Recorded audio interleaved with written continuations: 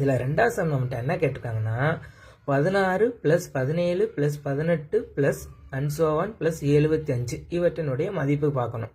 இப்போ நம்ம சம்மில் யோசிக்கணும். ஃபர்ஸ்ட் எடுத்தோன்னே ஸ்டார்டிங்கில் 1ல் இருந்து இருந்தால் தான் ஃபார்முலா யூஸ் பண்ண முடியும்னு சொல்லியிருக்கோம். ஆனால் இங்கே ஆரம்பிக்கும் போதே 16 தான் ஆரம்பிச்சிருக்கான். ஸோ நாம் ஸ்ட்ரக்சரை ஃப்ரேம் பண்ணணும். 16 + 17 + 18 + and so on that's equal to, இப்போ எப்படி ஸ்ட்ரக்சரை ஃப்ரேம் பண்ணி வச்சுருக்கோம்னு கவனிங்களேன். இப்போ 16 அப்படின்றது நமக்கு தேவை. ஆனால் ஃபார்முலா யூஸ் பண்ணணும் அப்படின்னா 1ல் இருந்து தான் ஸ்டார்ட் பண்ண முடியும். அதனால் நான் எப்படி எடுத்திருக்கேன், 1 + 2 + 3 + and so on 75 வரையும். அப்போ 1ல் இருந்து 75 வரையும் இருக்கக்கூடிய அனைத்து எண்களினுடைய கூடுதலை கண்டுபிடிச்சிட்டு அதில் எதை கழிச்சிருக்கேன்னு பார்த்தீங்கன்னா 1 + 2 + 3 + and so on + 15. ஏன் 15 நம்ம கழிக்கிறோம் அப்படின்னா நமக்கு 16க்கு மேலே 16ல் இருந்து வேணும், 15 வரைக்கும் தேவையில்லை. அப்போ 1ல் இருந்து 15 வரையும் இருக்கக்கூடிய எண்களின் கூடுதலை கண்டுபிடிச்சிட்டு அப்படியே கழிக்க போகிறோம். இதுதான் முக்கியமான ஸ்ட்ரக்சர். இந்த ஸ்ட்ரக்சரை நீ கவனமாக போடணும், சரிங்களா? இந்த ஸ்ட்ரக்சர் ஃப்ரேம் பண்ணியாச்சுன்னா கணக்கை என்ன செஞ்சிடலாம், நாம் கரெக்டாக கொண்டு போயிடலாம். ஸோ இப்போ அதே அஸ் யூஸ்வல் சேம் ஃபார்முலா தான். எண்களினுடைய கூடுதல் ஃபார்முலா n × n+1/2 அந்த ஃபார்முலா தான் யூஸ் பண்ண போகிறேன்.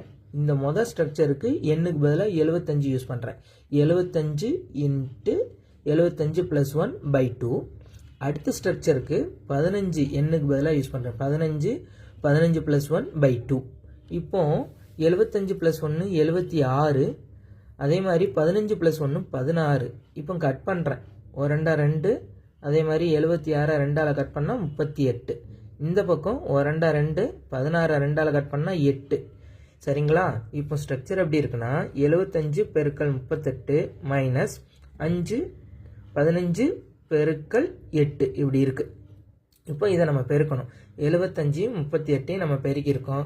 2850 அதை போட்டாச்சு. 15 8 பெருக்கணும், அதுக்கு 120 அப்படின்னு என்ன செஞ்சிச்சு வந்துச்சு, அதையும் போட்டாச்சு. இப்போ இந்த 2850ஐயும் 120ஐயும் நம்ம கழிக்கணும். அவ்வாறாக கழிச்சோம்னா 2730.